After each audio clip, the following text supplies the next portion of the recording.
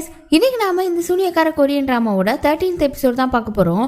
போன எபிசோட் கடைசியில ஹீரோயினே சூனியக்காரியோட இடத்துல போய் நிக்கிறா. சூனியக்காரி அதை பார்த்து சந்தோஷப்பட்டுட்டு இருக்க. அப்படியே எபிசோட் முடிஞ்சுது.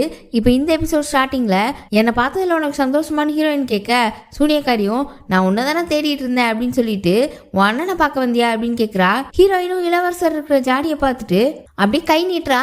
அது தன்னால அவ கைக்கு வருது. இதுக்கு மேலே நீ பண்றதை பார்த்துட்டு இருக்க மாட்டேன்னு சொல்லிட்டு அந்த ஜாடியை கீழே போடுற மாதிரி பண்ண, இந்த சூனியக்காரி இருந்துட்டு உன்னோட அண்ணனே நீ கொல்ல போறியா, இது ராஜமாதாவுக்கு தெரிஞ்சதுன்னா என்ன பண்ணுவாங்கன்னு தெரியுமா அப்படின்னு கேட்க, ஹீரோயினும் யாராவது ஒருத்தர் தானே உயிர் வாழ முடியும், இப்போ நான் தானே தப்பிச்சிருக்கேன், அப்போ நான் தான் வாழணும்னு சொல்லிட்டு இருக்க. இந்த சூனியக்காரி பக்கத்தில் வரலான்னு போகுது. ஆனால் ஹீரோயின் அடியாள் பொண்ணுங்களெல்லாம் கண்ணாலே அடிச்சு போட்டுட்டு இந்த சூனியக்காரியை ஏர்லேயே நிறுத்திட்டு ஹீரோயின் அவ பக்கத்தில் பறந்து வந்து நிற்கிறா. நீ எப்படி இளவரசரை வச்சு என்னை கொல்ல தான் பார்ப்ப, அது மட்டும் இல்லாமல் உன்னால நிறைய பேர் இறந்துருக்காங்கன்னு சொல்லிட்டு அந்த ஜாடியை கீழே போடுற மாதிரியே நிற்கிறா. இது இல்லைன்னா உன்னை கொல்ல முடியாதுன்னு நினைக்காதன்னு சூனியக்காரி சொல்ல, ஹீரோயின் இருந்துட்டு சரி நீ என்னதான் பண்ண போறன்னு பார்ப்போம் அப்படின்னு சொல்லிட்டு அந்த ஜாடியை எடுத்துட்டு போறா. ஆனா இந்த சூனியக்காரி சைடா சிரிக்கிறா. என்ன பண்ணி வச்சிருக்கான்னு தெரியல. இன்னொரு பக்கம் நம்ம மந்திரவாதி அசிஸ்டன்டோட கழுத்துல வாழ வச்சார்ல, இளவரசி எங்க அவளை என்கிட்ட கூட்டிட்டு போ அப்படின்னு சொல்லி அவனை மிரட்டுறாரு. அப்ப பார்த்தா அவரோட கண்ணு ஒரு மாதிரி இருக்கு. அசிஸ்டன்ட் நல்லா சண்டை போடுவான் தானே, ஆனா திருப்பிலாம் அடிக்கல. இவர் மேலதான் அவனுக்கு நல்ல மரியாதை இருக்குல்ல, உங்க சுய நினைவு வாங்க வாங்க அப்படின்னு சொல்லிட்டு இருக்கான். அவர் அப்படியே அவனை தூக்கி போட்டுட்டு அங்கிருந்து ஓடிட்டாரு. இந்த சூனியக்காரி இருக்குல்ல, அது நேரம் ராஜமாதாவை பார்த்து நீங்க என்ன அதுக்குள்ள வந்துட்டீங்க, உங்க கணவரை போய் பார்க்க போறேன்னு சொன்னீங்க அப்படின்னு கேட்க, ராஜமாதாவும் போனேன் ஆனா எனக்கு பாதியில மனசு மாறிடுச்சு அதான் திரும்ப வந்துட்டேன்னு சொல்றாங்க. இந்த சூனியக்காரி இருந்துட்டு நீங்க இளவரசியை அரண்மனைக்குள்ளே கொண்டு வந்துட்டீங்களா, எத்தனை நாள் தான் மறைச்சு வைக்க போறீங்க அப்படின்னு சொல்லிட்டு அங்கிருந்து போயிடுச்சு. அது போனதுக்கு அப்புறம் ராஜமாதா அவங்களோட ரூம்ல ஒரு கர்டைன் மாதிரி இருக்கு, அதை திறந்து உள்ள போனா அங்க ஒரு சீக்ரெட் ரூம் இருக்கு. அங்கதான் இப்போ ஹீரோயின் இருக்கா போல. இங்க இருந்து இந்த சூனியக்காரி போச்சுல, அது நேரா போய் ராஜா கிட்ட வத்தி வச்சிட்டு இருக்கு. ராஜமாதா இளவரசியை இங்க அரண்மனையில தான் மறைச்சு வச்சிருக்காங்க, எப்படி என்னை தடுக்க பார்ப்பாங்க, அதுக்குள்ள நீங்க இளவரசியை பிடிச்சாகணும்னு சொல்லிட்டு இருக்கு. ராஜாவும் நானே தேடி கண்டுபிடிக்கிறேன் அப்படின்னு சொல்லிட்டு இருக்காரு. இன்னொரு பக்கம் ஹீரோயினை பார்த்தா இளவரசியோட ஆத்மாவை எடுத்துட்டு வந்தால அந்த ஜாடிய, அதை ராஜமாதா கிட்ட கொடுத்து நாம சீக்கிரம் இந்த ஆத்மாவுக்கு முக்தி கொடுத்தாகணும், நான் மந்திரவாதி அவங்கள வர சொல்லி இதுக்கான ஏற்பாடுகளை பண்றேன் அப்படின்னு சொல்ல, ராஜமாதா கொஞ்சம் மெதுவாகவே பண்ணலாம், எனக்கு கொஞ்சம் டைம் வேணும்னு சொல்றாங்க. அப்புறம் அப்படி சூனியக்காரியோட இடத்துல பார்த்தா மந்திரவாதி அங்கதான் நிக்கிறாரு. கத்தியை வச்சு அவரே குத்திக்கலான்னு ட்ரை பண்ணிட்டு இருக்காரு. ஆனா முடியல. இந்த சூனியக்காரி அங்க வந்து என்ன பண்ணிட்டு இருக்கீங்க, விடுங்க, உங்களோட உடம்பு ஆத்மா எல்லாமே இப்ப என்னோடது, நான் என்ன நினைக்கிறேனோ அதான் உங்களால பண்ண முடியும் அப்படின்னு சொல்லிட்டு அந்த கத்தியை பிடிக்க போடுது. இவரால முடியல. ஆனா இந்த சூனியக்காரி எனக்காக நீங்க சில விஷயங்கள் பண்ண வேண்டியிருக்கு, என் கூடவே இருங்க அப்படின்னு சொல்லிட்டு கையை நீட்டுது. நம்ம மந்திரவாதி அப்படியே அவகிட்ட கையை கொடுக்குறாரு. இப்போ 2 பேரும் ஒன்று சேர்ந்துட்டாங்க போல. ஒன்று சேர்ந்துட்டாங்கன்னா மந்திரவாதிக்கு வேற வழியும் இல்லை. நம்ம சேனல் வீடியோஸை எடிட் பண்ணுறதுக்கு ஒரு எடிட்டர் தேவைப்படுறாங்க. உங்களுக்கு எடிட்டிங்கில் இன்ட்ரெஸ்ட் இருந்துச்சு அப்படின்னா டெஸ்கிரிப்ஷன் பாக்ஸில் இன்ஸ்டாகிராம் ஐடி ஒன்று கொடுத்துருக்கேன், அதில் காண்டாக்ட் பண்ணுங்கள். பொண்ணுங்க மட்டும் காண்டாக்ட் பண்ணுங்கள். ரொம்ப எடிட்டிங் பண்ண தெரிஞ்சிருக்கணும்னு அவசியம் இல்லை. சின்ன சின்ன கட்டு ட்ரிம்மு அந்த மாதிரி விஷயங்கள் தெரிஞ்சாலே போதும். இன்ட்ரெஸ்ட் இருந்தால் இன்ஸ்டாகிராமில் காண்டாக்ட் பண்ணுங்கள். அப்படி இன்னொரு பக்கம் நம்ம ஹீரோவையும் யோனையும் தான் காட்டுறாங்க. ஹீரோ யோன் கிட்ட என்னை காப்பாற்றுறதுக்கு தேங்க்ஸ் அப்படின்னு சொல்லிட்டு இருக்க, யோனும் கடுப்பா நான் அதை ஹீரோயினுக்காக தான் பண்ணேன், இப்போ நீ பேசி முடிச்சா கிளம்பு அப்படின்னும் போது நான் இன்னும் பேசி முடிக்கலன்னு சொல்லிட்டு அந்த முகமுடி கில்லர் இருக்கால அவளை பற்றி பேசுகிறான். முகமுடி கில்லர்னு சொல்லலை, உங்களோட அசிஸ்டன்ட் இருக்கால அவன் மேலே உங்களுக்கு எவ்வளோ நம்பிக்கை இருக்கு, அவள் உங்களுக்கு உண்மையாக விசுவாசமாக தான் இருக்காளா அப்படிலாம் கேட்க, யோனுக்கு கோவம் வந்துருச்சு. நீ எதுக்கு அவளை பற்றி கேட்க, அதை முதல்ல சொல்லுன்னு சொல்ல, நீங்கள் முதல்ல நான் கேட்டதுக்கு சொல்லுங்க நான் சொல்கிறேன் அப்படின்னும் போது அவள் எனக்கு வலது கை மாதிரி, எனக்கு ஈக்குவலாக நான் அவளை நம்புறேன், அவள் மேலே நான் முழு நம்பிக்கை வச்சிருக்கேன் யோன்னு சொல்கிறான். ஹீரோயின் என்ன ரீசன் இன்னும் யோன் கிட்ட சொல்லலை, நேரம் வரும்போது சொல்கிறேன் அப்படின்னு சொல்லிட்டான். அப்புறம் அப்படி பேசிட்டு வெளியில வரும்போது அந்த மூமுடிக்குள்ள இருக்கல்ல யோனோட அசிஸ்டன்ட் அவன் அங்க வரா. யோன் அவளை பார்த்துட்டு என்னாச்சும் ஒரு மாதிரி இருக்க, காய்ச்சல் ஆயுதம் அப்படின்னு பேசிட்டு இருக்க. கொஞ்சம் தள்ளி நின்ன ஹீரோ முகமுடி கில்லர் அப்படின்னு சொல்ல டக்குனு இவளுக்கு ஒரு மாதிரி இருக்கு. ஆனா எதுவுமே காட்டிக்கல. யோன் உடனே திரும்பி பார்க்க ஹீரோவும் அவனை பிடிச்சிட்டு நான் சொல்றேன், அதுக்கப்புறம் நீங்க எனக்கு ஹெல்ப் பண்ணுங்க அப்படின்னு சொல்லிட்டு அங்க இருந்து போறான். அப்புறம் அப்படி ராஜாவை தான் காட்டுறாங்க. ஹீரோவோட அண்ணன் இருக்கான்ல, அவன் ராஜா கிட்ட வந்து முட்டி போட்டு கதறிக்கிட்டு இருக்கான், என்னை மன்னிச்சிருங்க நான் அந்த பொண்ணை விட்டுட்டேன், நான் அப்படி பின்தொடர்ந்து பார்த்துக்கிட்டே தான் இருந்தேன், ஆனா பல்லக்கில் ஏறின பொண்ணு எப்படியும் மறைச்சு போயிட்டா அப்படின்னு சொல்லிட்டு இருக்க. ராஜாவுக்கு கடுப்பாகுது. இருந்தாலும் அவன் எங்க இருக்கான்னு தெரியும்ல இவருக்கு. சரி பரவாயில்ல அதெல்லாம் விடு, அவள் எப்படி இருந்தா அப்படிலாம் கேட்க, இவன் கண் அப்படி இருந்துச்சு, மூக்கு அப்படி இருந்துச்சு, முடி வெள்ளையா இருந்துச்சுலாம் எக்ஸ்பிளைன் பண்ணிட்டு இருக்கான். அப்போ நீ அவளை பார்த்துருக்க, உனக்கு அவள் எப்படி இருப்பான்னு தெரியும் அப்படின்னு அவர் கன்ஃபார்ம் பண்ணிட்டு நீ எனக்காக ஒன்று செய்யணும் அப்படின்னு சொல்றாரு. இன்னொரு பக்கம் அப்படியே ராஜமாதாவை காட்டுறாங்க. அங்க அவங்களோட பணியாள் வந்து யோன் உங்களை பார்க்கணும்னு சொல்றாரு அப்படின்னு சொல்ல அவன் எதுக்கு வந்திருக்கான்னு பார்த்தா ஹீரோயினோட ட்ரெஸ்ஸை பேக் பண்ணி எடுத்துட்டு வந்து ஹீரோயின் இங்கே தான் இருக்கான்னு எனக்கு தெரியும், நான் அவகிட்ட இந்த ட்ரெஸ்ஸை கொடுக்கணும் அப்படின்னு சொல்லிக்கிட்டு இருக்க. ராஜமாதா எப்படி பார்க்க விடுவாங்க, அவள் எங்கே இருக்கான்னு யாராவது கண்டுபிடிச்சிடுவாங்கல்ல, அதனால நீ இங்கே விட்டுட்டு போ, நானே கொடுத்துக்கிறேன்னு சொல்ல ஹீரோயினை நம்ம ராஜ்யத்தில் இருக்கிற யாரோ பிடிக்கலான்னு பார்க்குறாங்க, நீங்கள் இங்கே அவளை வச்சிருக்கிறது அவளுக்கு ஆபத்து, என் கூட அனுப்பி விட்ருங்க அப்படின்னு சொல்லி கேட்குறான். எவ்வளோ தைரியம் தான் நீ இதெல்லாம் கேட்ப, அதெல்லாம் அனுப்ப முடியாதுன்னு சொல்லிக்கிட்டு இருக்க. அப்போ ராஜமாதாவோட பணியால் திரும்ப வந்து பதறிட்டு இருக்க. என்னன்னு பார்த்தா உள்ள ராஜா வராரு, அதுவும் வீரர்களோட. ராஜமாதாவும் கோவத்தில் அது எப்படி ராஜமாதாவோட அறைக்குள்ள அனுமதி இல்லாம வீரர்களோட வந்திருக்கீங்கன்னு கேட்க ராஜாவும் ஒரு முக்கியமான விஷயம் அதுதான் சொல்லிட்டு ஹீரோவோட அண்ணன் இருக்கான்ல அவன்கிட்ட நீ பார்த்ததை சொல்லு அப்படின்னு சொல்றாரு. அவன் உடனே முட்டி போட்டு ஏதோ ஒரு ஆபத்தான பொண்ணு உள்ள வந்துச்சு, அது ராஜமாதா அறைக்குள்ளதான் போச்சு அப்படி இப்படின்னு கதை சொல்லிட்டு இருக்கான். ராஜாவும் உங்களோட பாதுகாப்பு தானே முக்கியம், அதுக்காக உங்களை பாதுகாக்கிறதுக்கு தான் இதெல்லாம் பண்ணிக்கிட்டு இருக்கேன், இந்த இடத்த சோதனை போட்டா தெரிஞ்சிட போகுது அப்படின்லாம் சொல்லி சமாளிச்சு அப்படி வீரர்களையும் தேட சொல்றாரு. அவருக்கு இளவரசி இங்க தான் இருப்பா அப்படின்றது தோணுது. யோனும் இதெல்லாம் பார்த்துக்கிட்டே இருக்கான். வீரர்களும் உள்ள போய் தேடிட்டு இருக்காங்க. அப்போ ஹீரோவோட அண்ணன்காரன் இருக்கான்ல, அது கர்டனுக்கு பின்னால ஏதாவது இருக்கா அப்படின்னு பார்க்கணும் அப்படின்னு சொல்லிட்டு அதையும் வேலைக்கு பார்க்கறான். உள்ள ஒரு ரூம் இருந்தோடனே ராஜாக்கெல்லாம் அப்படியே கோபமா வருது. அப்படியே அந்த ரூம்குள்ளேயும் போய் பார்க்கறாரு. ராஜமாதாவோட முகம் அப்படியே ஒரு மாதிரி மாறுது. யோன் அதை நோட் பண்ணிட்டு தான் இருக்கான். என்னமோ நடக்க போதுடா அப்படின்னு பார்த்துட்டு இருந்தா உள்ள போனா அங்க இளவரசி இல்ல. ராஜாக்கெல்லாம் செம்ம டென்ஷன் ஆயிடுச்சு.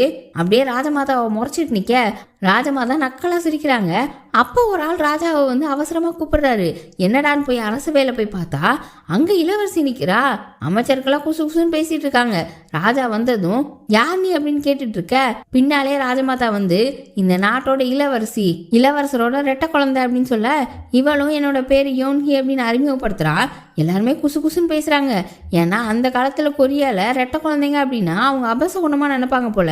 என்ன இப்படி திடீர்னு நடக்குது, விவரமா சொல்லுங்க அப்படின்னு சொல்ல ராஜமாதாவும் தற்செயலா அரண்மனையில பொருளி போயிட்டு இருக்கிறதா நான் கேட்டேன், இறந்து போனதா நினைச்சேன், இளவரசி உயிரோட இருக்கிறதா தெரிய வந்துச்சு. அந்த பொருளியை வச்சு விசாரிச்சப்போ நான் இளவரசியை கண்டுபிடிச்சிட்டேன், இனிமே இந்த நாட்டோட இளவரசியா இருப்பா அப்படின்னு சொல்லிட்டு இருக்காங்க. அப்ப அந்த பொருளி உண்மைதானா, நீங்க மோசமான வழியில ரெட்டை குழந்தைங்களை பெற்றெடுத்திருக்கீங்களா அப்படின்னு கேட்க அங்க இருந்து அமைச்சர்கள் ஒரு மாதிரி குசு குசுன்னு பேசுறாங்க. எனது ரெட்டை குழந்தைங்களே ஒரு அபசகுணம், இதுல வேற சூனிய வச்சா அப்பெல்லாம் கேட்டுட்டு இருக்க. ராஜமாதா அதை ஏத்துக்க மாட்டாங்க. ரெட்டை குணம் அபசகுணம் நினைக்கிறீங்க, அதை வேணா நான் ஒத்துக்கிறேன், ஆனா அதுக்காக சூனியத்தால பிறந்ததுன்னு நான் ஏத்துக்க மாட்டேன் அப்படின்னு சொல்லிட்டு இருக்க. ராஜா கோவமா நான் ஏதோ ஒரு பேர் தெரியாத நோயினால பாதிக்கப்பட்டிருக்கேன், அதுக்கு காரணம் சூனியத்தால பிறந்த இந்த குழந்தையோட சாபம் தான், இந்த சாபத்தால தான் இந்த நாடு இப்படி கஷ்டப்பட்டுட்டு இருக்கு, அத்தனை கொலைகள் நடக்குது, மக்கள்லாம் அவதிப்படுறாங்க அப்படின்னு சொல்லிட்டு இருக்க. ராஜமாதா இவளோட சாபம்லாம் ஒண்ணுமே கிடையாது, அது மட்டும் உண்மை நீங்க நிரூபிச்சிங்க அப்படின்னா அதுக்கான முழு பொறுப்பை நான் ஏத்துக்கிறேன்னும் போது முழு பொறுப்பை ஏத்துக்கிறீங்கன்னா என்ன செய்ய போறீங்க, அரசவையில நாட்டு நடப்பை பத்தி எல்லாம் பேசுறீங்களே அதெல்லாம் நிறுத்திடுவீங்களா, அரசவைக்கு வராம இருப்பீங்களான்ற மாதிரி சொல்றாரு. அப்புறம் அப்படி ராஜமாதாவும் இளவரசியும் அங்கே பேசிட்டு வெளியில வர அங்கே அந்த சூனியக்காரி வருது. நீங்க திரும்பி வந்துட்டீங்களாமே, ரொம்ப சந்தோஷம் அப்படின்னு ஹீரோயினை பத்தி சொல்ல ராஜமாதாவும் இவ இளவரசி, இவ முன்னாடி எப்பவுமே நீ தலை குனிஞ்சுதான் இருக்கணும், தேவையில்லாத எது வேலையை பார்க்க கூடாது அப்படின்னு சொல்லி மிரட்டிட்டு போறாங்க. ஹீரோயினும் பின்னாடியே போவாளா. அப்போ ஒரு நிமிஷம் நின்று திரும்பி இந்த சூனியக்காரி கிட்ட நாங்க இளவரசரோட ஆத்மாவை சாந்தி அடைய செய்யறதுக்கு ஒரு பூஜை பண்ண போறோம், அதுல நீங்க கண்டிப்பா கலந்துக்கணும் அப்படின்னு சொல்லிட்டு போறா. இந்த சூனியக்காரி செம்ம காலில் அப்படியே அவளோட இடத்துக்கு வர இவளோட அடியாள் பொண்ணு ஒருத்திக்கிட்ட சொல்லிட்டியான்னு கேக்குது. என்னடான்னு பார்த்தா இந்த மௌமுடிக்குள்ள இருக்குல்ல அதுகிட்ட தான் உண்மையான ஜாடி இருக்கான், அது மட்டும் இல்லாம அதை பத்திரமா வச்சுக்கிட்டு ஏதோ ஒரு டைம்ல கொண்டு வரதாவும் சொல்லியிருக்கு. அப்படியே அங்க மௌமுடிக்கல அதான் யோனோட அசிஸ்டண்ட்டை பார்த்தா அவன் அந்த ஜாடிய ஒரு துணியில சுத்தி காட்டுக்குள்ள கொண்டு வந்துட்டு இருக்கா. அப்ப அங்க ஹீரோ வரான். நான் உன்னதான் பார்க்கணும்னு எதிர்பார்த்துட்டு இருந்தேன் அப்படின்னு சொல்ல டக்குனு இவ சண்டை போட ஆரம்பிக்கிறா. இவ செம்ம சூப்பரா சண்டை போடுவா, ஆனா அவ கையில அடிபட்டிருக்கு, அது மட்டும் இல்லாம ஒரு ஜாடியை வேற கையில வச்சிருக்காளா, அதனால இவளால நல்லா சண்டை போட முடியல. ஹீரோ இவளை அப்படி நல்லா சண்டை போட்டு வீழ்த்தி அவ முகமுடியையும் கலட்டி அவ கழுத்துல கத்திய வச்சு அவ பேரு சோல்கே அந்த பேரை சொல்லிட்டு உனக்கு இந்த பேரை யார் வச்சது, உன்னை சின்ன வயசுல கடத்தினவங்களா இல்லை அந்த சூனியக்காரி அப்படின்னு கேட்டுட்டு இருக்க. அவ இருந்துட்டு இந்த விஷயத்த மட்டும் நீ யோனுக்கு சொன்ன உன்னை நான் குன்னே போட்டுருவேன் அப்படின்னு சொல்லிட்டு அப்படியே அந்த இடத்துல மயக்க வர மாதிரி இருக்க. அவளுக்கு மயங்கி விழுறா. இவளுக்கு யோனை பிடிக்கும்ல, அவனுக்கு தெரியக்கூடாதுன்னு நினைக்கிறா. அப்படியே இன்னொரு பக்கம் ஹீரோயினை பார்த்தா அவ ஒரு ஜாடியை எடுத்துட்டு டோயஸ் டெம்பிளுக்கு வந்துகிட்டு இருக்கா. அந்த ஜாடிக்குள்ள தானே இளவரசர் இருக்காரு. அதனால இளவரசரோட ஆத்மாவை சாந்தியில வைக்கிறதுக்காக கொண்டு போயிட்டு இருக்காங்க. அப்ப அங்க அந்த சூனியக்காரியும் வருது. சூனியக்காரியும் தானே வர சொல்லியிருப்பாங்க. சூனியக்காரிக்கெல்லாம் ரொம்ப நக்கலு, பொய்யான ஏதோ தூக்கிட்டு போயிட்டு இருக்கீங்க அப்படின்னு. அப்புறம் அப்படி உள்ள வர ராஜமாதா இதை பார்த்துட்டு, நீயும் இளவரசரை நல்லா தானே பார்த்துக்கிட்ட, அதனால அவரை கும்பிட்டுக்கோ அப்படின்னு சொல்லிக்கிட்டு இருக்க. சூனியக்காரி, ஆமா நான் நல்லா தான் பார்த்துக்கிட்டேன், எனக்கும் வருத்தமாக தான் இருக்கு அப்படின்னு சொல்லும்போது ஹீரோயின் கோமா, நீ வருத்தப்படுறியா அப்படின்னு கேட்டுட்டு அந்த ஜாடியை பார்த்து இளவரசே அப்படின்னு சொல்றா. உள்ள அப்படியே அந்த கருப்பு புகை இருக்கிறது தெரியுது. அப்படி ஜாடி தடப்படான்னு ஆடுது. இந்த சூரியக்காரிக்கெல்லாம் ரொம்ப ஷாக்கா இருக்கு. என்னடா இது உண்மையான ஜாடியா இருக்கு, நம்ம தான் மறைச்சு வச்சோமே அப்படின்னு பாக்குது. அப்புறம் அப்படி இளவரசி அந்த ஜாடியில மெதுவா கையை வைக்கவும் அந்த ஆட்டம் அப்படியே அடங்குது. அப்புறம் ராஜமாதா இந்த சூனியக்காரியை பார்த்து, இது மட்டும் முடிவுன்னு நினைச்சுக்காத, நான் என்னோட பாவத்துக்கெல்லாம் தானே நான் அனுபவிச்சுப்பேன், அதே மாதிரி நீயும் அனுபவிப்பேன்னு சொல்ல சூனியக்காரி அங்கேருந்து கிளம்பிடுது. ராஜமாதாவும் எனக்கு கொஞ்சம் ஒரு மாதிரி இருக்கு, நான் காற்று வாங்கிட்டு வரேன் அப்படின்னு சொல்லிட்டு வெளியில போறாங்க. இப்பதான் ஹீரோயின் ஒரு விஷயத்தை யோசிச்சு பார்க்குறா. ஹீரோ மௌமுடி கிளர்கிட்ட இருந்து அந்த ஜாடியை வாங்கிட்டு வந்தால நேரா இங்க வந்து கொடுத்துருக்கான். அப்புறம் அந்த இடத்துக்கு அசிஸ்டன்ட் மந்திரவாதி எல்லாம் வராங்க. அசிஸ்டண்ட்டுக்கு தான் தெரியும்ல மந்திரவாதி அவரோட நிலையில இல்லைன்னு. ஆனா அவன் காட்டி கொடுக்கல. அவனுக்கு வருத்தமாவும் இருக்கு, பயமாவும் இருக்கு. மந்திரவாதி ஹீரோயின் கிட்ட, நீ போய் ராஜமாதாவை கூட்டிட்டு வா அப்படின்னு சொல்லி அனுப்பும்போது ஹீரோவையும் நீயும் கூட போ அப்படின்னு சேர்த்து அனுப்பி வைக்கிறாரு. இவர் என்ன பண்ண போறாருன்னு தெரியல. அசிஸ்டன்ட் வேற யோசிக்கிறான், இவர் என்ன பண்ண போறாரு அப்படின்னு. உங்களுக்கு ஒன்றும் பிரச்சனை இல்லைல்ல, நல்லா தானே இருக்கீங்கலாம் கேட்குறான். அவரும் அதெல்லாம் ஒன்றும் இல்லை, நான் நல்லா இருக்கேன் அப்படின்னு சொல்லிட்டு அவரோட வேலையை பார்க்குறாரு. இங்கே ஹீரோவும் ஹீரோயின் வெளியில் வந்திருப்பாங்களா. ஹீரோயின் இருந்துட்டு, நான் இங்கே இளவரசியாக இருக்கிறதுக்கு காரணம் சூனியக்காரிட்ட இருந்து தப்பிக்கிறது தான் அப்படின்னு சொல்ல, இவன் இருந்துட்டு, நீ ஏன் பயங்கரமாக தானே இருக்க, நீ ஏன் தப்பிக்கணும் அப்படின்னு சொல்லி கலாய்ச்சிட்டு இருக்கான். அப்புறம் அப்படியே ரெண்டு பேரும் ஒருத்தர் மாற்றி ஒருத்தர் பார்த்துக்கிட்டு இருக்க. அங்கே யோன் வரான். அவனுக்குலாம் செம்ம காண்டு. இவனுக்கு ஹீரோயினை பிடிச்சிருக்கு, ஆனால் ஹீரோயினுக்கு ஹீரோவை பிடிச்சிருக்குல்ல. அந்த வெளியில வேக வேகமாக வந்து அவள் கையை பிடிச்சி, வா உன்கிட்ட நான் தனியாக பேசணும் அப்படின்னு கூப்பிடுறான். ஹீரோ ஃபர்ஸ்ட் விட மாட்டான், தடுக்கிறான். ஆனால் ஹீரோயின் தான், நான் பேசிட்டு வரேன் அப்படின்ற மாதிரி கண்ணை காட்ட சரின்னு அவனும் விட்டுறான். யோன் ஹீரோயின் கிட்ட, இதுல இருக்கிற ட்ரெஸ்ஸை மாத்திட்டு வா, நம்ம இங்கேருந்து போகலாம், உன்னை அந்த சூனியக்காரி மட்டும் இல்லை ராஜாவும் கொல்ல பார்க்குறாரு அப்படின்னு சொல்லிக்கிட்டு இருக்க. இவளும், நான் இங்கே இருந்தால் தான் அவங்க என்னெல்லாம் பண்ணுறாங்க பிளான் பண்ணுறாங்க நீ கண்ணால் பார்க்க முடியும், அப்போதான் அவங்களே தடுத்து நிறுத்த முடியும், நான் அந்த மெழுகுவர்த்தியை ஏற்றி முடிக்க முடியும்னு சொல்கிறா. ஆனால் இவன் கேட்கவே மாட்டான். நான் இனிமே உன்னோட இன்னொரு முகத்தை பார்த்துனா பயப்பட மாட்டேன், நான் உன்னை பாதுகாக்கணும்னு நினைக்கிறேன், அதுவும் ஒரு ஆம்பளையா, எனக்கு இன்னொரு சான்ஸ் கொடுன்னு கேட்குறான். அவ இருந்துட்டு, என்னால் இதை தவிர வேற எதையும் கொடுக்க முடியாதுன்னு சொல்லிட்டு மணியை கொடுக்குறா. அதுலேருந்தே தெரியுது இவ யோனை ரிஜெக்ட் பண்ணுறான்னு. அவள் அப்படி கிளம்பும்போது அவன் கையை பிடிச்சிட்டு, என்னை விட்டுட்டு போகணும்னு நினைக்காத அப்படின்னு சொல்லிக்கிட்டு இருக்க. அங்கே ஹீரோ வந்துடுறான். வந்துட்டு யோனோட கையை பிடிச்சி, அவள் கையை விடு அப்படின்னு சொல்லிக்கிட்டு இருக்கான். அப்படியே லைட்டாக தீ பொறி போய்கிட்டு இருக்கு. ஹீரோயின் யோன் கிட்ட, என்னை விட்டுருங்க, நான் இவன் கூட தான் இருக்கணும்னு ஆசைப்படுறேன் அப்படின்னு வேற சொல்லிட்டா. இவனுக்குலாம் ரொம்ப கஷ்டமா போயிடுச்சு. அப்புறம் அப்படி ஹீரோயினும் ராஜமாதா கிட்ட அந்த பூஜை பண்றதுக்கு கூப்பிடலான்னு போறா. இன்னொரு பக்கம் அப்படி மந்திரவாதியை பார்த்தா அவர் டேபிள்ல உட்காந்து ஏதோ எழுதிட்டு இருக்காரு. அசிஸ்டன்ட்டும் அந்த பூஜைக்கான ஏற்பாடுகளை பண்ணிக்கிட்டு இருக்கான். இன்னொரு பக்கம் அந்த சூனியக்காரி சால்கே கூடா ஓமணி அப்படின்னு சொல்லிட்டு ஏதோ மந்திரம் எல்லாம் பண்ணிக்கிட்டு இருக்கு. அது அங்க மந்திரம் பண்ண, இங்க மந்திரவாதிக்கு ஏதோ ஆகுது. வேகமா அசிஸ்டன்ட் மேல போய் பாயிறாரு. அதே நேரம் ஹீரோ ஹீரோயின் ராஜமாதா எல்லாரும் உள்ள வந்து பார்த்தா அசிஸ்டன்ட்டுக்கு அடிபட்டு கிடக்குது. என்னாச்சுன்னு கேட்டா, என்னாச்சுன்னே தெரியல, யாரோ என்ன வந்து அடிச்சு போட்டு போயிட்டாங்க. அது மட்டும் இல்லாம நல்ல வேலையா மந்திரவாதி கொஞ்ச நேரத்துக்கு முன்னாடி தான் வெளியில போனாரு அப்படின்னு சொல்லி மந்திரவாதி எஸ்கேப் பண்ணி விடுறான். அப்புறம் தான் நோட் பண்றாங்க அந்த ஜாடி அங்க இல்ல. மந்திரவாதி ஜாடி எடுத்துட்டு வந்து நேரம் அந்த சூனியக்காரி கையிலே கொடுத்துட்டாரு. எவ்வளவு கஷ்டப்பட்டாலும் கடைசியில வீணா போயிருது. ராஜமாதாக்கு தெரிஞ்சு போச்சு இந்த சூனியக்காரி தான் எடுத்திருப்பான்னு. வேக வேகமா அந்த சூனியக்காரியோட இடத்துக்கு வர அந்த சூனியக்காரியும் கையில அந்த ஜாடியை வச்சிருக்கா. அப்ப அந்த சூனியக்காரி இருந்துட்டு ராஜமாதா கிட்ட, நீங்க எவ்வளவுதான் கஷ்டப்பட்டாலும் உங்களால ஒண்ணும் பண்ண முடியாது, அதுதான் விதி, நீங்க ரெண்டு பேர்ல ஒருத்தரை தான் காப்பாத்தி ஆகணும். இப்ப நீங்க இளவரசியை காப்பாத்தலான்னு முடிவு பண்ணிட்டீங்க, அதனால இளவரசரை ஏன் இஷ்டப்படி நான் என்ன வேணாலும் பண்ணுவேன் அப்படின்னு சொல்லிக்கிட்டு இருக்கு. கரெக்டா நேரம் ஹீரோவும் ஹீரோயினும் உள்ள வராங்க. மந்திரவாதி ஏற்கனவே வெளில போயிட்டாரு போல. இந்த சூனியக்காரி இருந்துட்டு, நான் இளவரசரை அரியணையிலே உட்கார வைப்பேன், ஆசைகள் நிறைவேறாத ஆவியா அலையவும் விடுவேன், நான் இளவரசரை என்ன வேணாலும் பண்ணுவேன்னு சொல்ல, ராஜமாதாவும் அவன் என்னோட குழந்தை, நான் பெத்தவன் அப்படின்னு சொல்ல இந்த சூனியக்காரி கேட்கவே மாட்டுது. நீங்க தான் இளவரசரை தூக்கி எறிஞ்சிட்டீங்கல்ல, இனிமே இளவரசர் உங்க குழந்தை கிடையாது, நீங்க இளவரசியை கொல்ல விட்டு இருந்திருக்கணும், ஆனா நீங்க தான் அதை செய்யலையே அப்படின்னு சொல்ல ராஜமாதா கோவத்துல, இளவரசர் மட்டும் இப்ப உயிரோடு இருந்திருந்தாருன்னா இதெல்லாம் எதுவுமே நடந்திருக்காது, நீ மட்டும் இளவரசியை முன்னாடியே ஒழுங்கா கொண்டிருந்தனா என்னோட பையன் இப்ப உயிரோடு இருந்திருப்பான் அப்படின்னு கோவத்துல சொல்லிட்டாங்க. இது ஹீரோயின் வேற கேட்டுட்டா. இந்த சூனியக்காரியும் வேணும்னே தான் ராஜமாதா வாயை பிடிங்கிருக்கு. அப்புறம் ஹீரோயினை பார்த்து, பாத்துக்கோ ராஜமாதா இளவரசரை உயிரோட உயிரோட கொண்டு வரணும்னு நினைக்கிறாங்களே தவிர உன்னை காப்பாற்றணும்னு நினைக்கல அப்படின்னு சொல்ல ஹீரோயினுக்கு என்ன பேசுறதுன்னே தெரியல. அவளுக்குலாம் ரொம்ப கஷ்டமா இருக்கு. அந்நேரம் கரெக்டா ஹீரோ பக்கத்துல ஒரு கட்டை மாதிரி இருக்கும், அதை எடுத்து சூனியக்காரியோட கையில வீச அவ டக்குன்னு அந்த ஜாடியை விட்டுடுறா. பார்த்தா ஆனா ஜாடி கீழே விழல. ஹீரோயின் அவன் மந்திர சக்தியால புடிச்சிட்டா. புடிச்சு நேரா அவ கைக்கு வரவும் அதை அழுதுட்டே எடுத்துட்டு போய் ராஜமாதா கையில கொடுத்துட்டு அப்படியே ஒரு பார்வை பாக்குறா. அந்த பார்வையிலே ராஜமாதா குற்ற உணர்ச்சியில செத்துருவாங்க போல. கரெக்டா அங்க இருந்து ஹீரோவும் ஹீரோயினும் கிளம்பலான்னு போக ராஜமாதா ஒரு முடிவு பண்ணிட்டாங்க. கையில இருந்த ஜாடியை கீழே போட்டு உடைச்சிட்டாங்க. இனிமே இளவரசி தான் முக்கியம், இறந்து போன இளவரசரை விட்டுருன்னு நினைச்சிட்டாங்க போல. இளவரசரோட ஆத்மாவும் கருப்பா இருந்தது வெள்ளையா மாறி அப்படியே அங்க இருந்து போகுது. சூனியக்காரெல்லாம் அப்படியே ஷாக்கா முழிச்சிட்டு இருக்கு. ஏன்னா இந்த ஆத்மா இருந்தா தானே இளவரசியை கொல்ல முடியும். அதுக்கப்புறம் ராஜமாதாவாலையும் எதுவும் பேச முடியல. அப்படியே அங்க இருந்து போயிட்டாங்க. இப்ப ஹீரோயின் அப்படி சோகமா வெளியில நடந்து போயிட்டு இருக்க. ஹீரோ பின்னாடியே வந்துட்டு இருக்கான். அப்புறம் ஹீரோயினுக்கு ஏதோ ஒண்ணு தோணுது. அவ வேக வேகமா ரூம்குள்ள போய் நிறைய மூலிகைலாம் போட்டு ஏதோ ஒரு மருந்து தயாரிச்சுட்டு இருக்கா. அந்த மருந்து தயாரிச்சு முடிச்சுட்டு நேரா ராஜமாதா கிட்ட தான் போறா. அவங்க அவ மூஞ்சிலே பார்க்கல, சோத்து பக்கமா திருப்பி உட்கார்ந்துருக்காங்க. அவங்களுக்கும் கொஞ்சம் கஷ்டமா தானே இருக்கும் இப்படி பேசுனது. ஹீரோயினை அவங்களால ஃபேஸ் பண்ண முடியல. அந்த மருந்து அவங்க கிட்ட வச்சுட்டு உங்களுக்கு கொஞ்ச நாளா சரியா தூக்கம் வரலன்னு சொல்லி கேள்விப்பட்டேன், இது குடிங்க, உங்களுக்கு நல்லா தூக்கம் வரும், உங்களுக்கு நல்ல கனவும் வரும் அப்படின்னு சொல்லிட்டு போறா. இவங்களும் குடிச்சிருப்பாங்க போல. அப்படியே தூங்கிட்டு இருக்காங்க. கனவுல இவங்க இளவரசர் கூட சந்தோஷமா இருக்கிற மாதிரி தெரியுது. இளவரசரும் ராஜமாதாவும் சேர்ந்து பொம்மலாட்டம் பாக்குறாங்க. அப்புறம் இளவரசர் ராஜமாதாவை படம் வரைகிறாரு. அப்படியே அந்த சந்தோஷத்துல அவங்க கனவுக்கு வெளியிலையும் அவங்க கண்ணுல இருந்து தண்ணி வந்துட்டு இருக்க. அப்படியே சந்தோஷமா இருந்துட்டு இருக்காங்க. அவங்க சந்தோஷப்படுறதுல அங்க அந்த கோயில மெழுகுவர்த்தி இருக்குல்ல, அது ஒண்ணு தன்னால எரியுது. அங்க மெழுகுவர்த்தி எரியவும் அந்த எஃபெக்ட் சூனியக்காரியை வந்து வாட்டுது. அவ அப்படி வழியில துடிக்கிறா. ஒவ்வொரு மெழுகுவர்த்தி ஏத்தும் போதும் சூனியக்காரியோட உடம்பு கொஞ்சம் கொஞ்சமா அழிஞ்சிட்டு வருது. அந்த சூனியம் அழிஞ்சிச்சுன்னா சூனியக்காரியும் அழிஞ்சிருவா போல. மந்திரவாதி அங்கதான் இருக்காரு. மந்திரவாதி கிட்ட கலந்துக்கிட்டு இப்ப எனக்கு நீங்க மட்டும்தான் இருக்கிறீங்க அப்படின்னு சொல்லிட்டு இருக்கு. இன்னொரு பக்கம் ஹீரோயின் அவ டோயஸ் டெம்பிள்ல நின்று சாமி கும்பிட்டு இருக்கா. அப்ப அங்க மந்திரவாதி வந்தவரு ஹீரோயினுக்கு பின்னாடி நின்று அவ கழுத்தை நெரிக்கிறதுக்காக முயற்சி பண்ணிக்கிட்டு இருக்காரு. அவ மேல கையெல்லாம் படல, அப்படியே பின்னாடி நின்று கழுத்தை நெரிக்கிற மாதிரி பண்ணிட்டு இருக்காரு. அவர் கண்ணெல்லாம் ஒரு மாதிரி மாறிட்டு இருக்கு. அப்புறம் தான் டக்குன்னு சுயநிலை கொண்டாரு போல.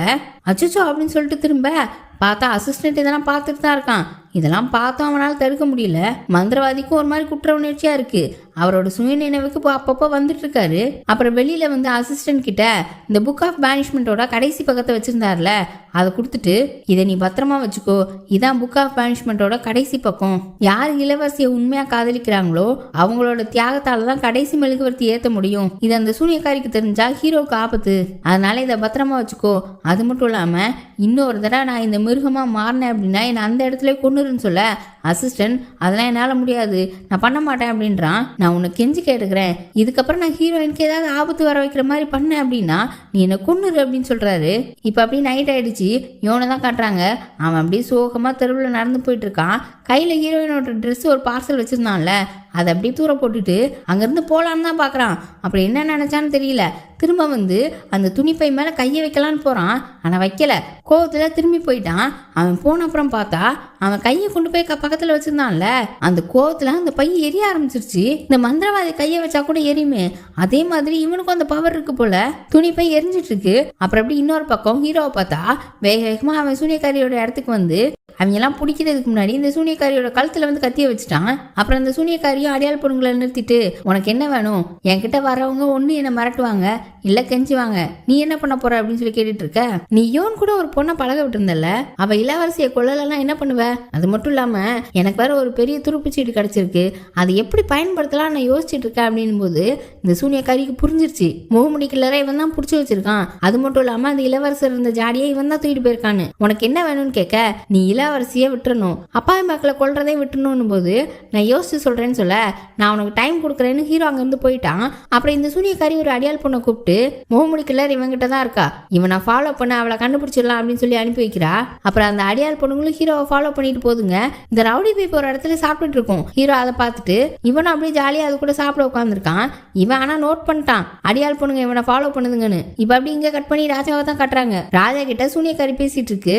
இளவரசியை ஒன்னும் பண்ணாம விட்டோம் அப்படின்னா உங்களோட நோய் குணமாகாது, இன்னும் தான் வீரமாயிட்டு இருக்கும் அப்படின்னு சொல்ல ராஜாவுக்கும் ராஜமாதா இளவரசியை உலகத்துக்கே காமிச்சிட்டாங்க, இனிமே என்ன பண்றது அப்படின்னு யோசிச்சுட்டு இருக்க இந்த சூனியக்காரர் இருந்துட்டு இதுக்கு தடையா இருக்கிறது ராஜமாதா தான், ராஜமாதாவே எதுவும் பண்ணிடலாமா அப்படின்ற மாதிரி கேக்குது. ராஜா அப்படி முறைச்சிட்டு உனக்கு எவ்வளவு தைரியம் இருந்தா நீ இப்படி கேட்ப, அது எப்படி நான் இதெல்லாம் பண்ணுவேன்னு நினைச்சேன் அப்படின்னு சொல்றாரு. ஒரு வேலை விட்டுருவாரோன்னு பார்த்தா இதெல்லாம் நான் கேட்காத மாதிரியே இருந்துக்கிறேன், நான் கேட்காம ராஜமாதாக்கு என்ன ஆனாலும் பரவாயில்ல அப்படின்றாரு.